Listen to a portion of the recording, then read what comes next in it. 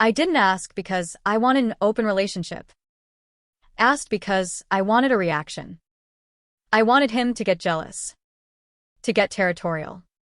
To fight like I mattered enough to lose his calm. I wanted proof that he'd be devastated without me, while still keeping him as my safety net. So I dressed it up in modern, pretty language. Self-growth, honesty, figuring myself out. And I said it like a thoughtful, reasonable adult. And my boyfriend listened to every word, nodded, and said, "Okay." Then he walked out of my apartment, closed the door behind him, and erased me so cleanly it felt like vanishing. Not because he didn't love me. Because he did. And he refused to be humiliated into proving it. His name was Miles. We'd been together 2 years. Real 2 years. Not casual. Not a "we'll see." It was keys, weekends, family parties, a toothbrush in his bathroom, and his mom saving my favorite dessert when we visited. Miles is the steady type. Not boring. Steady. The kind of man who communicates like an adult, who doesn't scream in conflict, who doesn't punish with silence, who doesn't need to win arguments. I used to say I loved that about him. But the truth is, after a while, his steadiness started feeling like something I could push without consequences. Like a wall that would never move. And when you believe someone won't leave, you start acting like you don't have to be careful with them. That was me. I was restless. Not because Miles was failing me. Because I was addicted to novelty. I was bored of being known. I was bored of being safe. I started craving the feeling of being new to someone again. And instead of talking to Miles like an adult, I started building a private fantasy where my boredom was his responsibility. It started the way it always starts, with a tension that felt harmless. A guy at work, Evan, began hovering. Not overt flirting, nothing I could screenshot and call wrong. Just steady compliments, inside jokes, a little too much eye contact. "You're different," he'd say. "You're wasted in this place. Your boyfriend's lucky." I never corrected him. That's how you can tell where someone's head is. They don't shut the door, they just pretend it isn't open. I didn't cheat. Not yet. But I started feeding the energy, responding faster than I should, laughing a little too hard, wearing certain outfits on days I knew I'd see him. Miles noticed the shift, gently. "Everything okay at work?" he asked one night while we cooked dinner. I said, "Yeah," too quickly. Miles looked at me for a beat. "You seem distracted lately." I snapped, "All fine." He backed off immediately. "Okay." And I felt relief, not because he was respecting me, but because he wasn't pressing. That relief should have scared me. It didn't. A week later, my friends and I went out for drinks. One of those nights where women convince each other they're empowered while secretly chasing validation. My friend Kira had just ended a relationship and was doing the whole "men are replaceable" era. She raised her glass and said, "I'm never letting a man make me feel trapped again." Everyone cheered. Then she looked at me and said, "You're basically married. Are you sure you're not bored?" I laughed. "Miles is great." She smirked. That wasn't the question. Another friend, Danny, leaned in. "Do you ever wonder if you could still pull?" I felt my chest tighten. Not because it was true. Because it hit the insecurity I didn't want to admit.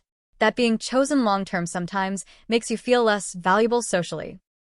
Like the market already priced you and moved on. I said, casually, "Of course I could." Kira grinned. "Okay. Then why are you acting like you can't explore?" I frowned.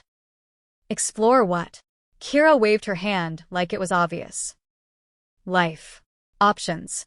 Don't you think monogamy is kind of outdated?" I should have rolled my eyes. Instead, I felt adrenaline. Because outdated sounded like permission. Danny laughed. If you ever asked Miles for an open thing, he'd probably say yes. He's so calm. That line landed like a dare. Because they weren't saying he'd say yes because he understood me. They were saying he'd say yes because he wouldn't fight. And suddenly I wanted to test it. Not for freedom. For control. I went home that night slightly tipsy and full of ideas that feel brave at midnight and disgusting in daylight. Miles was on the couch reading. He looked up and smiled. "Good night," he asked. "Yeah," I said, kicking off my shoes. "Just thinking." Miles set his book down. About what? I paused. This was the moment I could have been honest in a normal way. I've been feeling insecure. I need more attention. I miss excitement. I want us to reconnect. Instead, I chose drama in a nicer outfit. "I've been feeling trapped," I said. Miles blinked. "Trapped? Not by you," I added quickly. "Just by being in one thing forever." Like, what if I never got to explore? Miles watched me carefully. He didn't get defensive. He didn't accuse. He just asked the calm question that should have forced me to tell the truth. Explore what? I swallowed. Other people. Maybe. Just see what I want. Miles's face didn't change dramatically. It tightened slightly around his eyes. "That was it.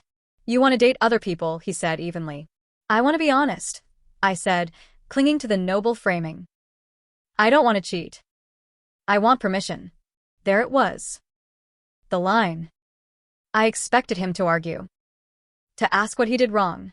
To bargain. To get jealous.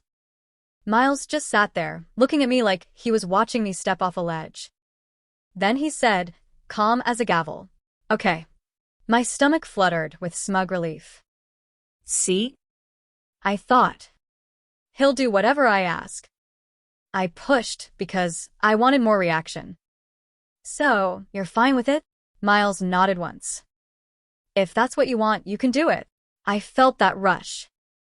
Power, validation. Until he added, "But I won't be here." The air left my lungs. "What?" Miles stood up slowly. "You asked permission to cheat, so you can find yourself. That's not a relationship I'm staying in." I scoffed reflexively, trying to regain control. "It's not cheating if you agree." Miles looked at me with a kind of quiet disappointment. "It's cheating on the commitment we made," he said. "You just want me to sign off so you don't feel guilty." I opened my mouth, but the truth was too clear. Miles walked to the bedroom, grabbed his overnight bag from the closet. Like he already had one, like he'd thought about needing it, and started packing without a single dramatic movement. Panic hit me hard. "Miles, stop. You're being dramatic." Miles didn't look up. "I'm being accurate." I followed him, heart racing. This was supposed to be a conversation. "You're just leaving?" Miles zipped the bag and finally looked at me. "You wanted freedom," he said. "This is what it looks like." My voice cracked. "I didn't say I wanted to break up." Miles's eyes stayed steady. "You said you want other men. That is breaking up. You just want the comfort of me waiting while you explore." I try to soften. "I'm just confused." Miles nodded. "Then go be confused. Single." And he walked out. Not slamming the door. Not yelling. Just leaving with his bag and his self-respect like it was the most normal thing in the world. I stood there in my apartment, shaking, realizing my test had produced an answer I didn't want. I called him immediately. Straight to voicemail. I texted, "Come back. We need to talk." No response. I texted again. "I didn't mean it like that." No response. Then the notification hit me like a punch. Message not delivered. He blocked me. That fast. Not because he was cruel. Because he knew if he left a door cracked, I'd manipulate my way back into comfort. And he wasn't going to let me. The next day, I tried to frame it as a misunderstanding to my friends. "He overreacted," I said in our group chat. "It was just a conversation," Kira replied. "Well, at least you found out he's insecure." That made me feel better for half a second. Until I realized something. Kira wasn't going to sit with me in the silence. She wasn't going to pick up my broken life. She just wanted the drama. I called Danny, hoping she'd validate me. She said, "Girl, why would you even ask that if you didn't mean it?" I snapped. "I just wanted honesty." Danny paused. "No, you wanted permission to act single without consequences." The accuracy of that made my throat tighten. I hung up and cried in my bathroom like a child. By day 3, reality got practical. Miles had a lot of his stuff at my place. Clothes, chargers, books, his favorite coffee mug, the little signs of a shared life. I texted him from my email because I was blocked everywhere else. Subject: please. He replied 2 hours later with a message that was colder than any insult. Put my things in a box. I'll have my friend pick them up Friday. Do not contact me again after that. That was it. No long closure. No, I still care. No emotional negotiation. Just logistics.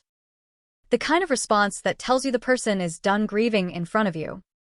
The humiliation reached peak when I found out why he was so fast. It wasn't because he never loved me. It was because he'd already been noticing the drift. He'd already felt the coldness. He'd already sensed the attention I was giving elsewhere. So when I asked for permission, it wasn't a surprise. It was confirmation. I learned that from his friend, Marcus, who came to pick up Miles' stuff. Marcus didn't yell. He didn't insult me. He just said one sentence while loading boxes into his trunk. He's been trying to feel wanted by you for months. Your permission line just made it official. I stood there, cheeks burning. I wasn't cheating. Marcus looked at me flatly. You were already halfway out. You just wanted him to hold the door. Then he drove off. A month later, I saw Miles at a rooftop event we both ended up at through mutual friends. I almost didn't go, but I went because I couldn't stand the idea of hiding like a guilty person. Miles walked in looking lighter. New haircut, better posture, calm smile. And beside him was a woman. Not flashy, not loud, just beautiful in a clean, confident way. The kind of woman who doesn't test people to feel chosen. Miles had his hand on her back, casually, like it was normal. He looked at peace. I froze with a drink in my hand, throat tight. Miles saw me. He didn't glare. He didn't smirk. He gave me a small nod. Civil, distant. And turned back to her. That tiny nod felt like a tombstone. Because it said, I don't hate you. You just don't matter to me anymore. I went to the bathroom and stared at myself in the mirror, realizing the worst part. My permission to cheat fantasy wasn't about self-discovery. It was about ego. And ego cost me a man who would have built a real life with me. The guy wins here because he doesn't negotiate with disrespect. He doesn't accept a relationship where he's a backup plan. He hears what I asked for, recognizes what it implies, and exits clean. Blocking access, reclaiming his peace, moving on without begging. And me? I learned that you don't get to ask for the benefits of commitment while shopping for replacements. You don't get to call it finding yourself, when what you're really doing is avoiding the discomfort of choosing someone fully. I asked for permission to cheat. He said yes, by removing himself from the relationship entirely. That's the answer I earned. My remarks. Hey guys, thanks for watching. She didn't want an open relationship. She wanted a jealousy performance and a safety net. He won by refusing to audition, exiting immediately, blocking access, and turning her permission into a clean breakup.